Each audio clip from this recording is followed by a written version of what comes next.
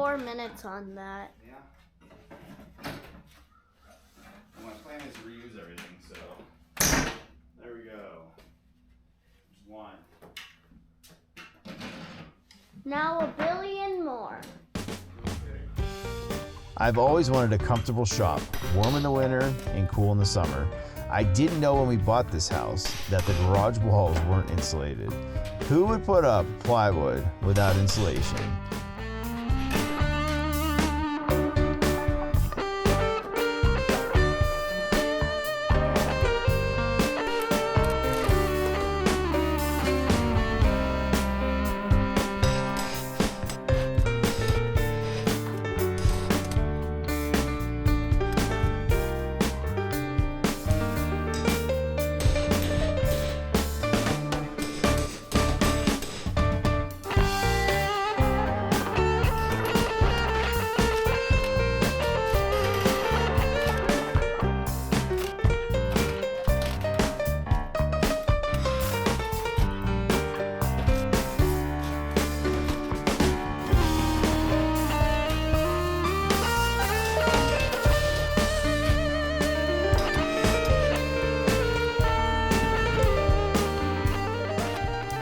My plan was to carefully deconstruct my garage walls to save this high quality hardwood plywood.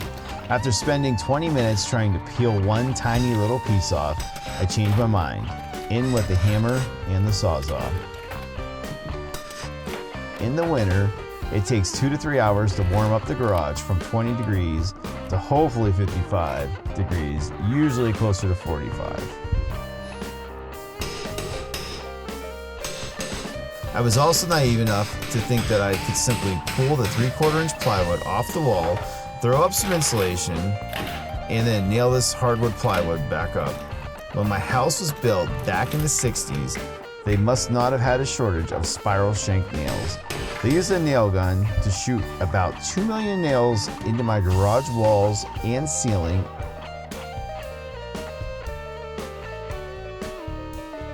Eventually, I discovered that my skill saw was a much safer and far more effective way to cut the plywood into smaller pieces. The depth just had to be set correctly so it wouldn't cut into the studs.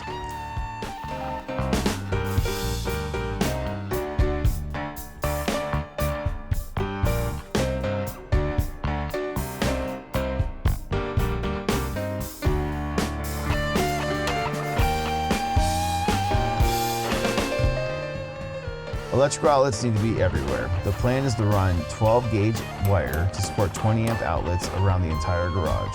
After my electrician roughed in my wiring, insulation was cut and stuffed in between the studs.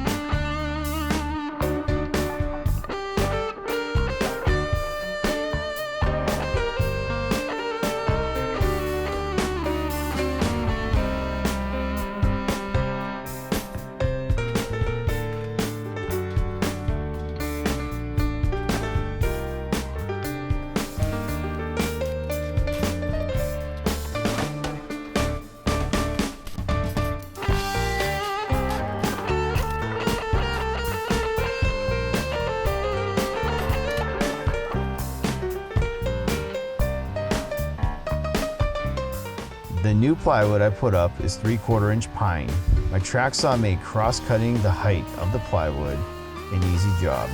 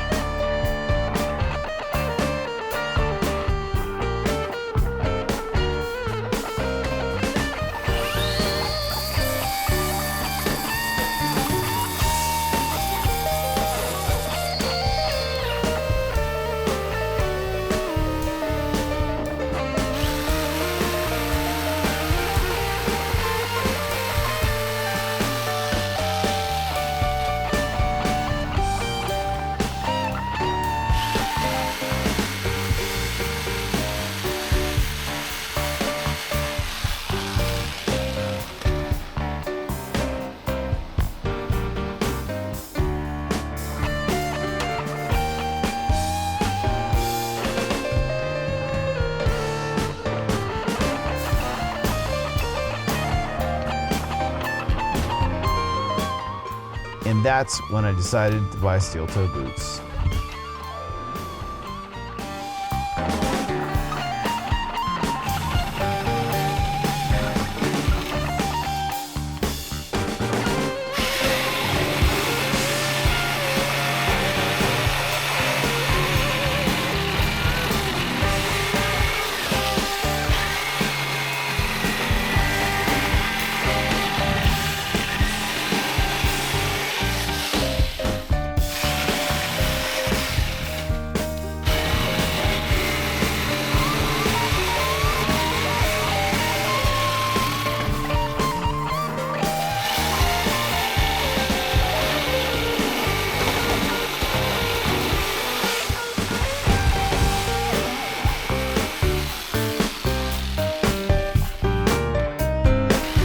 Proud that I only messed up one electrical outlet hole.